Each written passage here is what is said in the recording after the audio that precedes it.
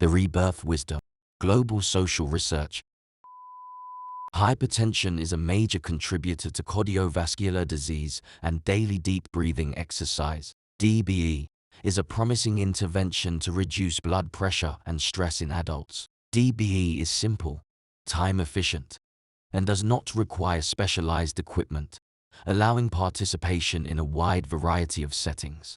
The workplace is an ideal setting to implement DBE at the national level for several reasons, including a large proportion of waking hours spent in the workplace, high levels of sedentary time at work, prevalence of work-related stress, and regular breaks throughout the day, potentially reducing worker error. While the degree of adherence to daily workplace DBE will be the responsibility of the individual, employers and managers can, and should, do much to remove barriers to participation. Specifically, this could include implementing regular short breaks or classes to perform DBE throughout the day, covering subscription costs for smartphone applications that guide DBE, and creating incentive programs for continuing DBE participation. Implementing DBE in the workplace is a pragmatic approach to provide a low-cost blood pressure and stress reduction therapy to a substantial portion of the adult population in the US, at least 50% of whom have high blood pressure. Other countries suffer almost the same. An international study of 2,829 people found that individuals who reported the highest levels of personal mastery, feelings of control over life events, had a nearly 60% lower risk than those who felt relatively helpless in the face of life's challenges.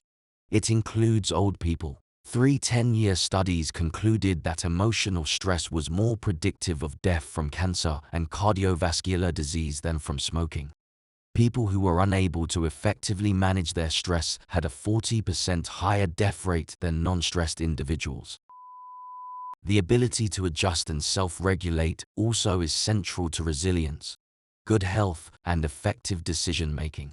It is a key for success in living life with greater kindness and compassion in all relationships. If people's capacity for intelligent, self-directed regulation is strong enough, then regardless of inclinations, past experiences, or personality traits, they usually can do the adaptive or right thing in most situations. Separate studies showed that the risk of developing heart disease is significantly increased for people who impulsively vent their anger, as well as for those who tend to repress angry feelings.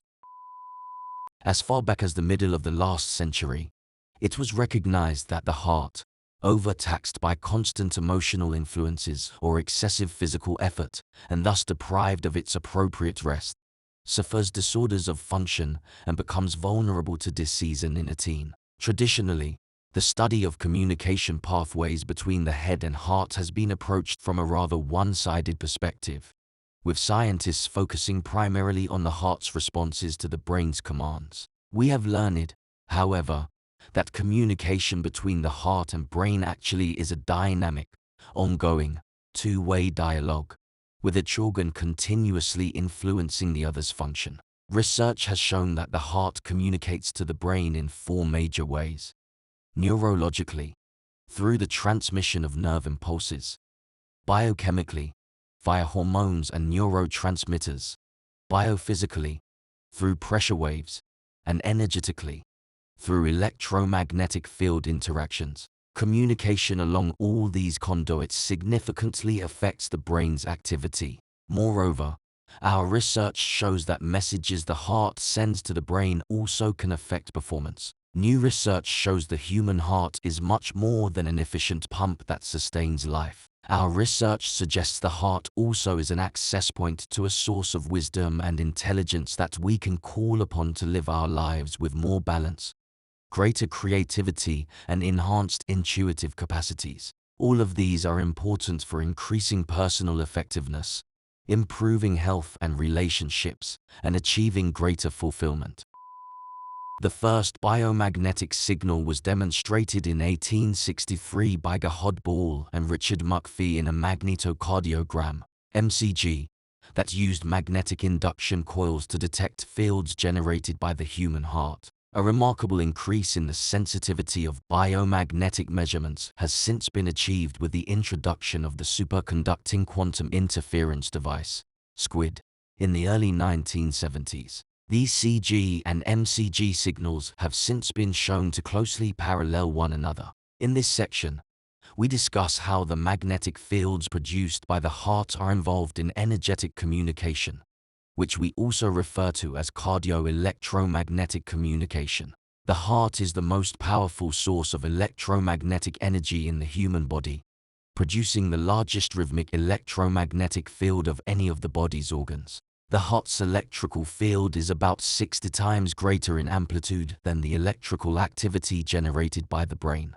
This field, measured in the form of an electrocardiogram, ECG, can be detected anywhere on the surface of the body. Furthermore, the magnetic field produced by the heart is more than 100 times greater in strength than the field generated by the brain and can be detected up to 3 feet away from the body, in all directions, using squid-based magnetometers. MBB connection. The heart communicates with the brain and body in 4 ways. Neurological communication, nervous system, biochemical communication, hormones, biophysical communication, pulse wave, energetic communication, electromagnetic fields,